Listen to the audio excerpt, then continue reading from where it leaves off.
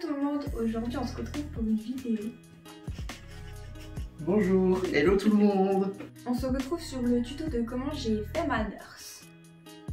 Avec la tenue, le masque, les chaussures, je vais vous expliquer vite fait comment j'ai fait. Parce que c'est un peu à la Walligan. Ouais, mais ça fait un bon rendu quand même. Moi de mon côté, je vais vous expliquer comment... Ah, pardon.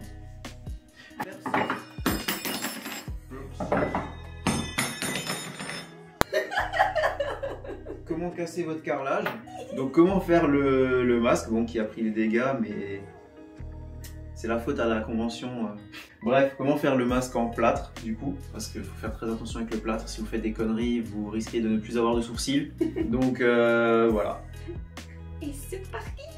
Donc pour ma tenue, j'ai pris une de mes anciennes tenues professionnelles que du coup est beaucoup trop large pour moi. Donc je vais dans un premier temps découdre les manches pour ensuite faire un tracé pour suivre la forme de mon corps pour que ce soit cintré à ma taille. Donc après avoir fait mon tracé, j'ai découpé mon surplus de tissu, j'ai mis des épingles sur toutes les lignes que j'ai faites pour pouvoir ensuite mettre ma blouse à l'envers et coudre au niveau de là où il y avait les épingles pour que le tissu soit refermé. Donc comme vous pouvez le voir, j'ai fait deux coutures parce qu'il y avait une couture qui était trop large. Donc j'ai refait une couture pour que ce soit plus serré. Et au moins comme ça m'assure la sécurité que mon tissu ne va pas s'ouvrir en pleine convention aussi au passage. Donc comme j'ai resserré absolument toute ma tenue, pour la manche elle était beaucoup trop grande. Donc j'ai fait un point de repère au niveau de la jointure de l'aisselle jusqu'à l'épaule pour pouvoir découper après ma manche et la recoudre à ma tenue. Donc une fois que c'est terminé, vous faites la même chose pour la deuxième manche. Après moi dans ma blouse j'avais des poches, donc j'ai retiré les poches et j'ai juste remis les deux poches au niveau du bas de la tenue. Et du coup la partie couture elle est terminée. Donc une fois que la couture est terminée, on va passer à la teinture de ma robe. Donc je vais essayer de faire un aspect un peu vieillot, sale, qui a du vécu on va dire, avec de la peinture acrylique de Cultura. Donc j'ai pris un brin un peu chocolat et un brin un peu caramel. J'ai fait un mélange dans une bassine avec de l'eau tiède et j'ai juste trempé ma tenue dedans pour qu'elle prenne la couleur de la peinture. Donc au passage, dans la même bassine, j'y ai ajouté mes bandes que je vais utiliser pour attacher mon masque à mon visage. Comme ça, c'est à peu près la même couleur que la tenue. Donc pour la confection du chapeau, en fait, c'est tout bête. J'ai pris des morceaux de tissu qui me restaient de ma tenue que j'ai éteint avec la même bassine.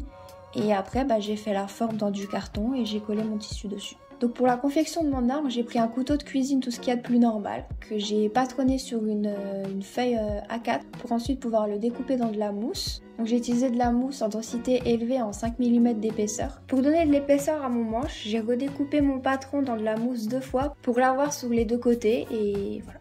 Donc après avoir pensé mon manche pour le lisser, Chris a mis de la faume dessus pour atténuer le fait qu'il y ait plusieurs bandes de mousse pour pas qu'on les voit trop. Le temps que la faume clé sèche, parce que ça met longtemps à sécher, j'ai fait la... Le temps que la faume clé sèche, j'ai aiguisé mon couteau pour pouvoir tuer des gens en convention. Malheureusement, je n'ai pas filmé la peinture de mon couteau, mais en gros, j'avais peint mon manche en noir. J'avais mis une couleur argentée sur ma lame que après j'ai dégueulassé avec un peu de peinture brune que j'avais utilisée pour teindre ma tenue. Donc pour la partie plâtre, il vous faudra avant tout de la vaseline ou quelque chose de huileux et très gras pour pouvoir vous protéger le visage, parce que si vous mettez votre plâtre sur un visage qui n'est pas lubrifié ou même sur une autre partie de votre corps qui n'est pas lubrifiée, et ben vous allez fusionner avec votre plâtre. C'est du plâtre les gars, c'est du plâtre les gars, plâtre les gars. Donc enlevez tous vos cheveux, poils, etc., etc., etc. Mettez donc une bonne couche de lubrifiant partout où il faut. Pour le plâtre, nous avons cherché des bandes de plâtre qui sont juste quasiment prêtes à l'emploi. Il suffit de les mouiller pour les utiliser. Donc on a cherché ça à Cultura. Ils ont des packs de 2 bandes qui sont relativement grandes et c'est pas très cher. Donc je vous conseille d'aller là-bas. Donc pour faire ce masque... Mais ça fait du bruit.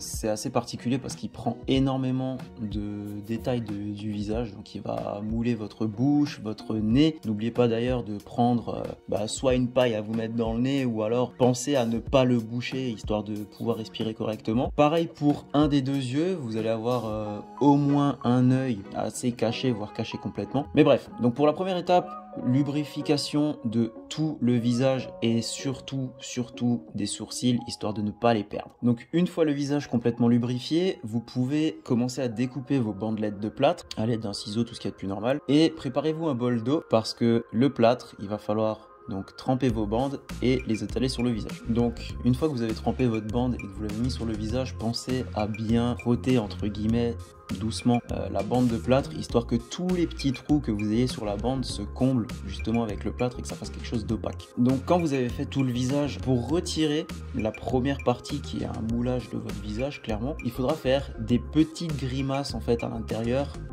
pour décoller les parties du plâtre.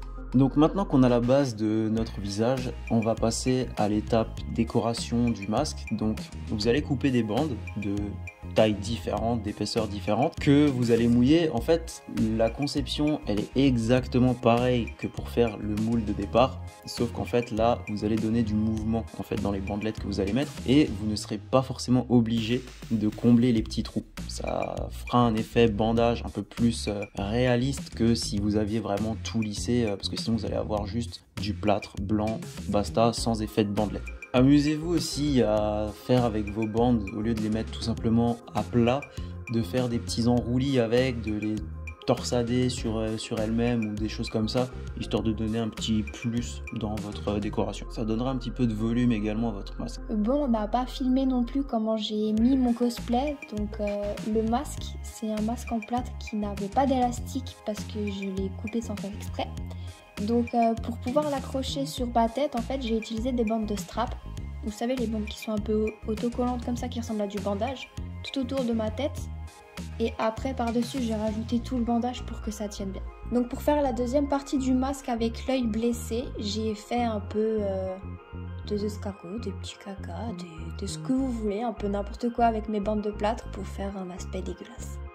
Une fois que tout ça c'est fait, patientez bien pour que votre masque soit bien sec, histoire de pouvoir le manipuler sans risque. Une fois que c'est sec, vous pouvez passer à la peinture. Donc pour la peinture, moi j'ai utilisé les mêmes peintures qu'on a utilisées pour la tenue au départ, à savoir la peinture caramel en acrylique et du coup du blanc. Pour le dosage, c'est assez personnel parce qu'en fait, pour être raccord entre le masque et la tenue, il faut à peu près le même dosage. La difficulté en fait, ça va être de trouver la même teinte entre la tenue et le masque. Donc pour ma part, j'ai dû mettre pas mal de blanc pour à peine une seule goutte de caramel. Pour l'œil, j'ai pris différentes couleurs et différentes textures, à savoir donc du fard gras pour commencer la base avec une couleur un petit peu flashy dans les tons roses, pour ensuite passer à de la peinture rouge et après mettre même encore du faux sang par-dessus. Pour faire de la profondeur à mon masque, j'ai utilisé du fard gras un peu marron rouge, un peu bordeaux même, que j'ai mis au niveau des plis du masque.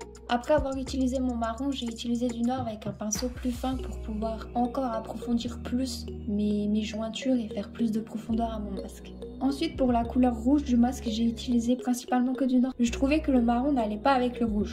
Donc dernière et ultime étape de mon costume, j'ai peint mes chaussures. Donc du coup, j'ai acheté des escarpins, tout ce qu'il y a de plus normal, basique, sauf qu'elles étaient noires. Et ensuite, je les ai plongées dans un pot de peinture pour mur blanc que j'ai laissé sécher au moins 2 jours parce que c'était très épais comme couche de peinture. Donc une fois que mes chaussures étaient sèches, j'ai refait le même mélange que pour teindre ma tenue, c'est-à-dire eau tiède avec les peintures acryliques pour dégueulasser ma chaussure.